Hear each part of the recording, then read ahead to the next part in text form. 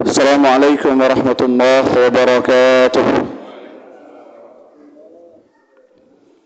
Bismillah, walhamdulillah, salatu wassalamu ala rasulillah Muhammad ibn Abdullah miftahi babi rahmatillah, la hawla wa la quwata illa billah. Fa ya rabbi shrah li sadri wa yassir li amri wahlul 'uqdatam min lisani yafqahu qawli.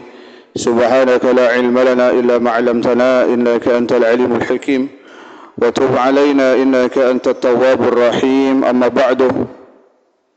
Pertama yang kita hormati pengurus IKM Masjid Al-Ikhlas dan juga para asatid, para kiai, para hujat.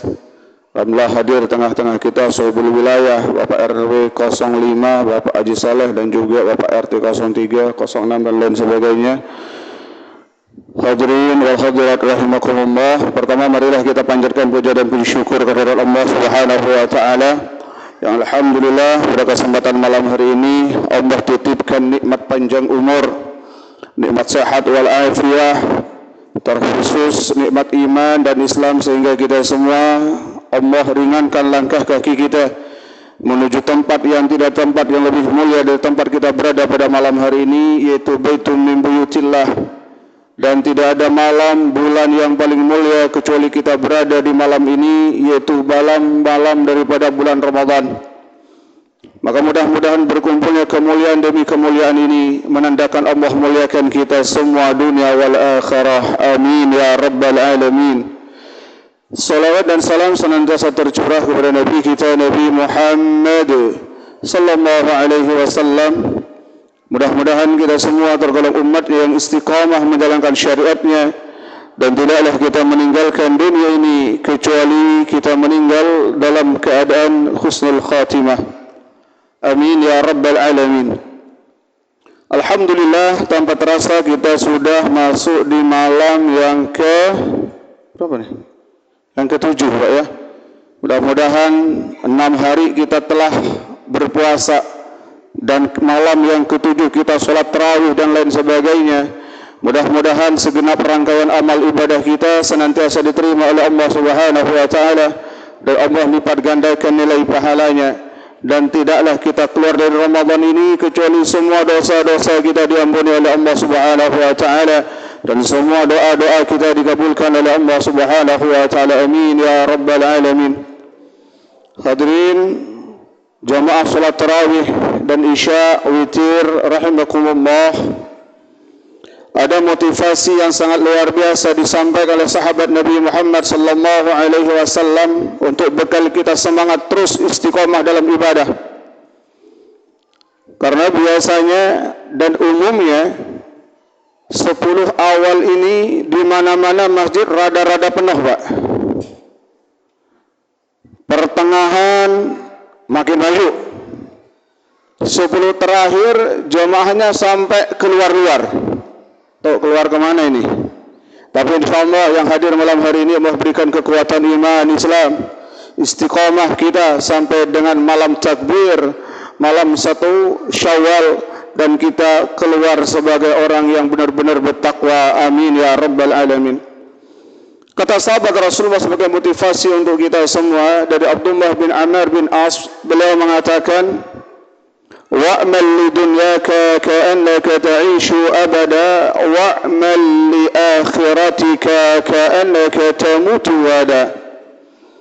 Berbuatlah untuk duniamu seakan-akan kamu ini hidup selamanya. Apa maksudnya? Ini tidak bermaksud bahwa kita ngumpulin harta yang sebanyak-banyaknya, lupa siang, lupa malam dan lain sebagainya, apalagi sampai kita lupa waktu sholat. Tapi yang dimaksud di sini adalah kalau urusan dunia kita bisa berdalih masih ada waktu untuk kita melaksanakan besok. Hari ini tidak mampu kita lakukan, besok masih ada. Urusan dunia besok tidak mampu kita lakukan, masih ada lusa. Lusa pun tidak bisa kita lakukan, masih ada minggu depan. Minggu depan masih bisa kita lakukan. Bulan depan masih ada, tahun depan masih ada. Tapi kalau urusan dunia kita seperti itu, seakan-akan kita hidup selamanya. Maksudnya kalau urusan dunia jangan terlalu ngotot, masih ada waktu untuk besok kita mengerjakannya. Tapi wa'mal li akhiratika, berbuatlah untuk akhiratmu, salat tarawihmu, bacaan Al-Qur'anmu, salat isya berjamaahnya, puasanya, salat 5 waktunya. Ka'annaka tamutu ghadan, seakan-akan kita ini mau meninggal besok. Maka di saat kita salat tarawih, bayangkan selesai salat tarawih kita akan meninggal menghadap Allah Subhanahu wa taala. Maka tentunya kita akan hadir rasa khusyuk dan takut kepada Allah Subhanahu wa taala.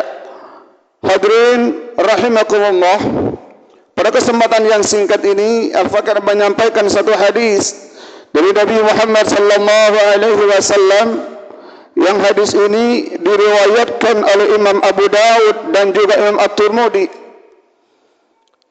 bahwasanya Rasulullah sallallahu alaihi wasallam bersabda, al-jannatu mushtaqatun ala arba'ati nafarin, surga merindukan 4 golongan.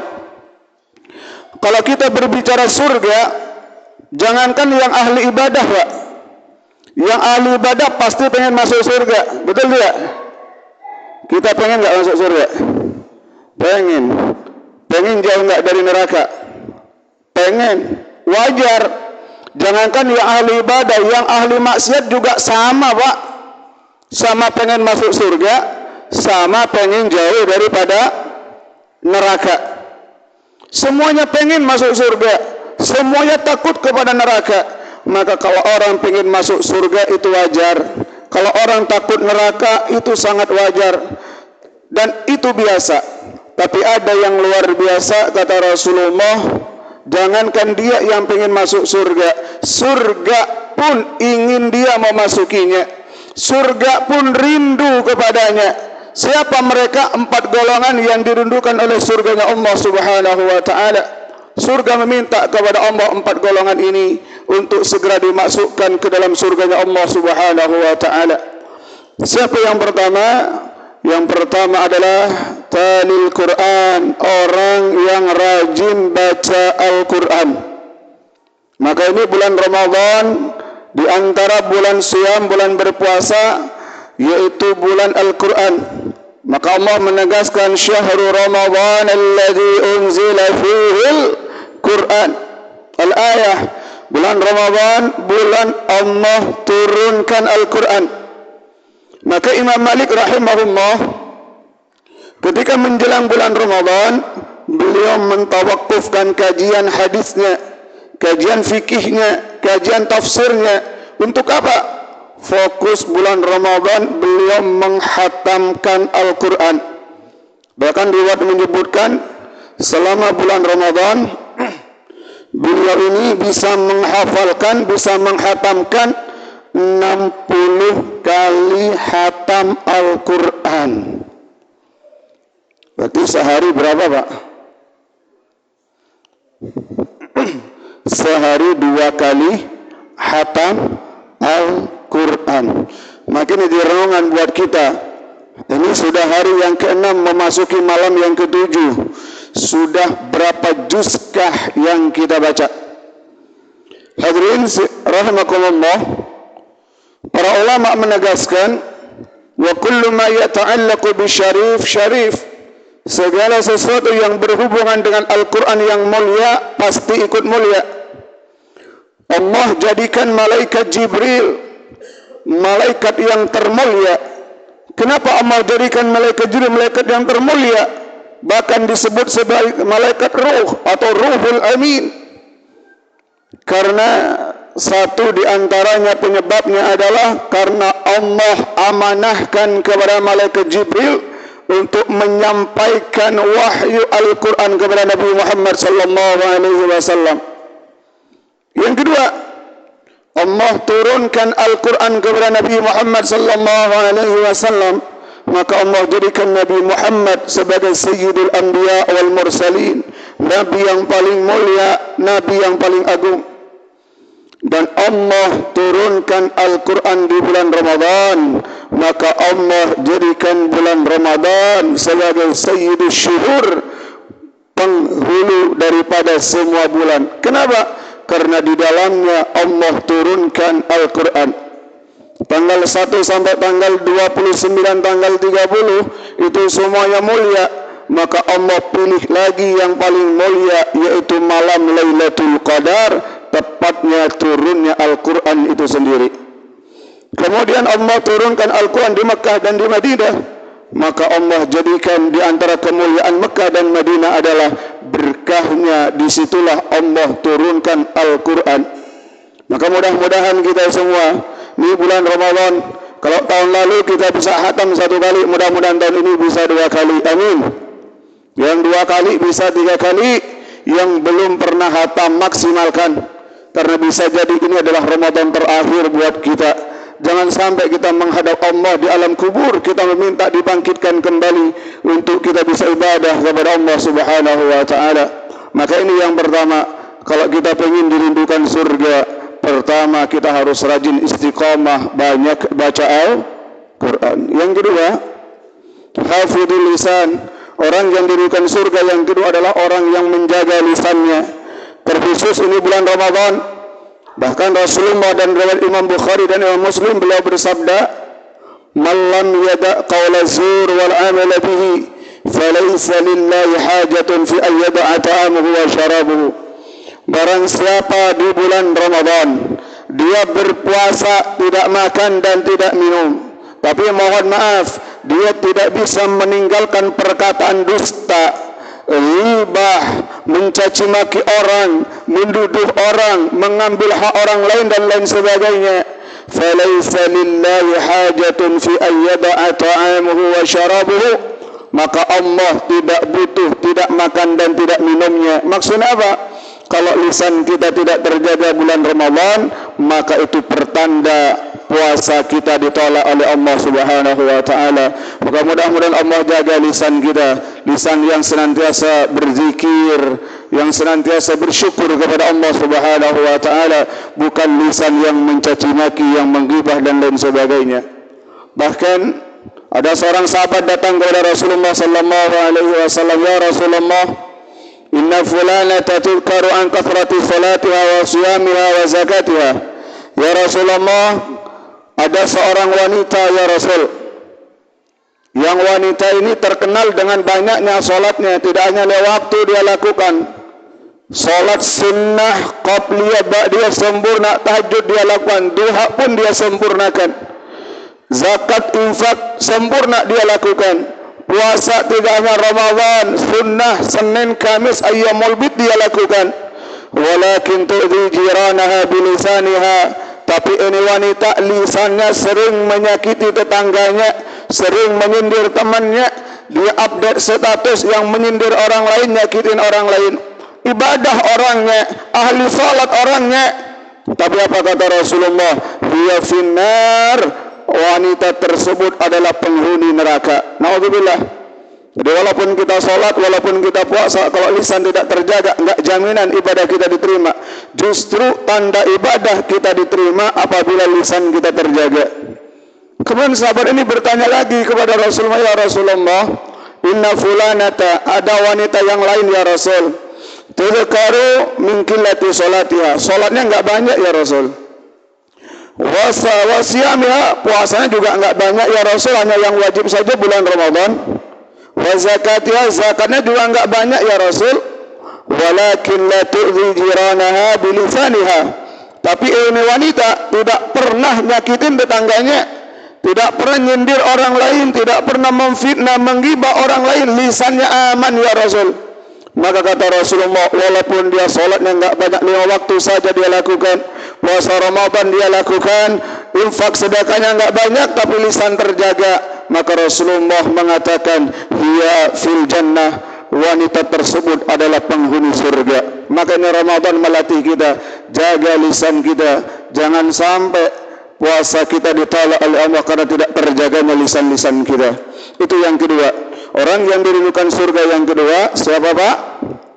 Orang yang menjaga lisannya. Yang ketiga, orang yang dirindukan surga adalah mut'imil ji'an, orang yang suka berbagi kepada orang yang kelaparan, berbagi, peduli terhadap lingkungan yang membutuhkan, orang yang dermawan, ringan tangan berbagi kepada orang lain, terkhusus di bulan Ramadan.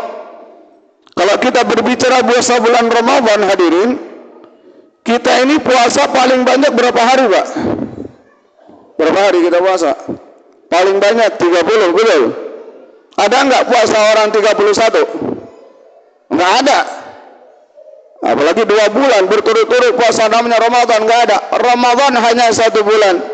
Tapi kita bisa mendapatkan pahala 2 bulan senilai puasa Ramadan.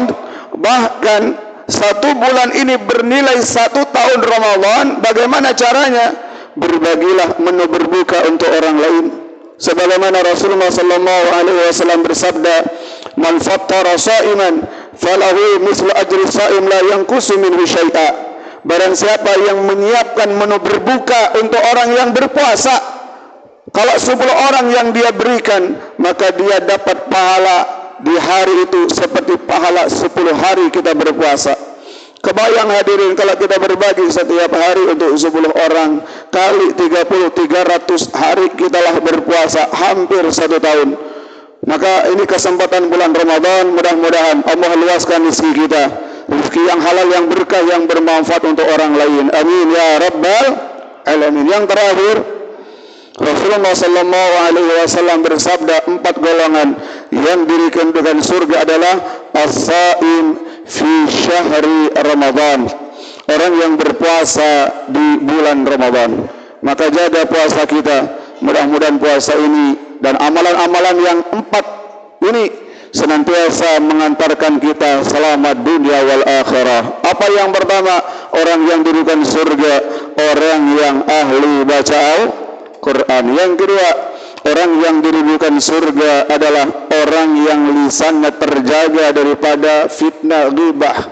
Yang ketiga, orang yang dirindukan surga adalah orang yang dermawan, yang peduli terhadap lingkungan, peduli kepada orang yang membutuhkan. Dan yang terakhir, orang yang dirindukan surga, orang yang memaksimalkan ibadah puasa di bulan Ramadan.